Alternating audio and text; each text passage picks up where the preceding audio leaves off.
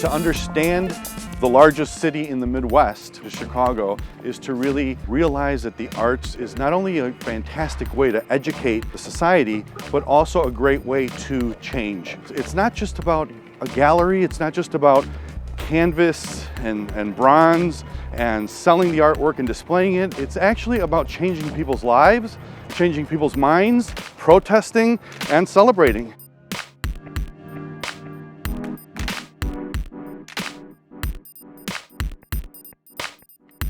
The stories that we're telling here, I think, are really quintessential Chicago stories. It's about ordinary people who ended up making extraordinary things. People who would just make art in their homes that filled the public murals in these spaces to actually create community and to find ways of relating to one another.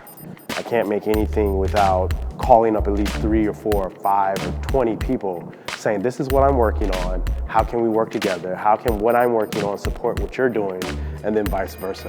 So it's just Chicago's DIY culture. We make our institutions, we build our institutions from the ground up, and our institutions are made up of a complex network of community support.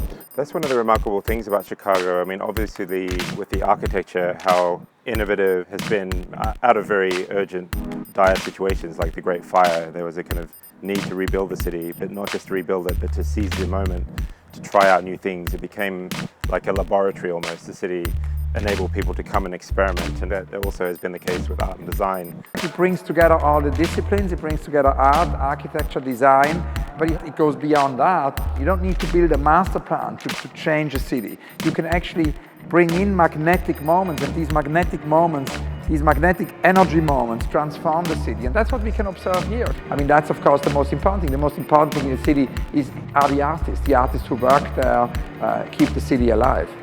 The identity of being in the Midwest and the identity of belonging to a city that was created or forged by immigrants because of the industry, the factories that were here. And so because of that, Chicago has always been a place where people come and work.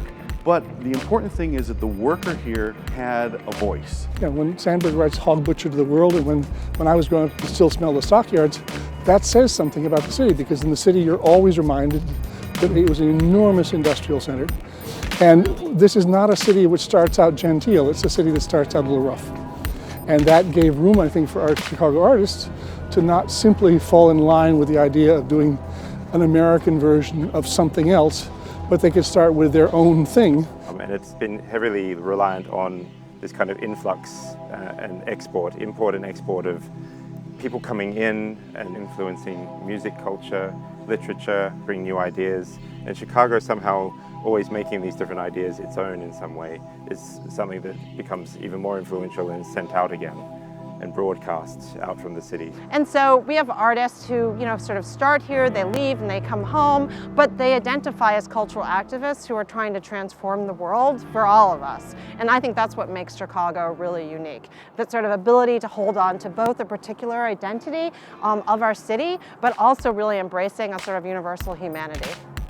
Like the city of Chicago, being a city that is made up of different neighborhoods, different ethnic groups, different parishes, I think that Art Design Chicago will also function in that way.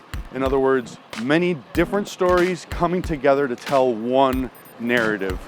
And how whenever you're talking about Chicago, inevitably you're talking about activism and social issues and notions of community, and how art and design are kind of completely interwoven and embedded. And I think that's the spirit you can see in a lot of the art and design that we're going to be dealing with for this initiative, for the citywide project. And so in the stories that we're telling about architecture, design, and the artists, what we're trying to show is that people were engaged in everyday making and practice in order to transform the world and to make it a better place, to fight for social justice, and to think about all the critical issues that we need to be talking about as a nation all the time. So looking at the roster of programming that's happening is just like this color-coded cultural mapping of the city, of honoring and looking back and building on what has been accomplished over the years. And I think Chicago has been at the center of a lot of things, from the social movement to civil rights.